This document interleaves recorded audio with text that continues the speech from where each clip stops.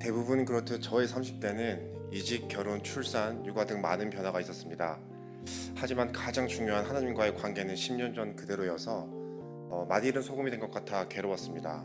육아와 일에 치여 훈련은 엄두도 안 났지만 지금이 아니면 하나님을 영영 놓칠 것 같은 절박함에 제자 훈련의 문을 두드렸습니다.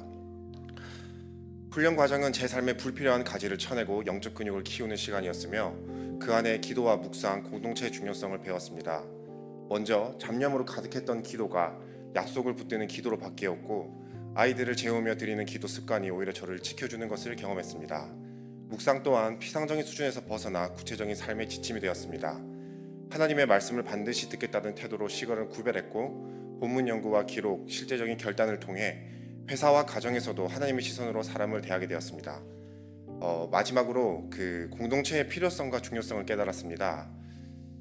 지쳐 포기하고 싶을 때마다 파란 펜으로 숙제를 꼼꼼히 점검하시는 목사님의 얼굴과 교회 엘리베이터 앞에서 발을 동동거리며 암송하고 있을 제자반 형님들을 떠올리며 마음을 다졌고 훈련 과제를 수행했습니다.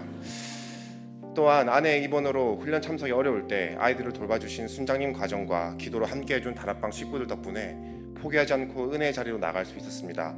저는 이 모든 과정을 통해 신앙의 여정에서 함께함은 선택이 아니라 필수라는 걸 절실히 배웠습니다. 하지만 이번 훈련을 통해 가장 크게 배운 것은 우선순위를 다시 세우는 것이었습니다.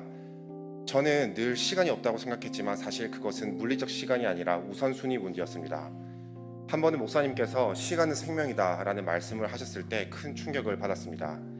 시간을 어떻게 잘 관리할지는 고민해봤어도 정작 내 생명을 어디에 쓸 것인가는 깊게 생각하지 못했기 때문입니다.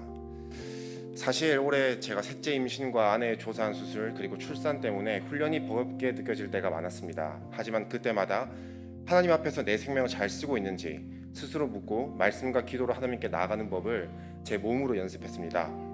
이는 세상 속에서 살아가지만 세상에 속하지 않는 나그네로서의 정체성을 회복하는 시간이었습니다. 덕분에 이제는 회사에서 예상치 못한 일이 터지고 세 자녀가 동시에 오르돼도 여전히 예수님의 자녀로 설 수 있다는 것을 이제 압니다. 그 1년간의 훈련이 끝나고 얼마나 바뀌었냐라는 질문을 제가 받기도 하는데 그럴 때마다 사실 한없이 부끄러워집니다. 여전히 저는 하나님을 잘 알지 못하고 하나님보다 나를 높이려는 죄성에 허우적거리고 있기 때문입니다. 그럼에도 은혜의 자리에 나갈 때면 먼저 손 내밀어 따뜻히 안아주시는 하나님이 저와 함께 계심을 알기에 감사한 마음으로 다시 서게 됩니다.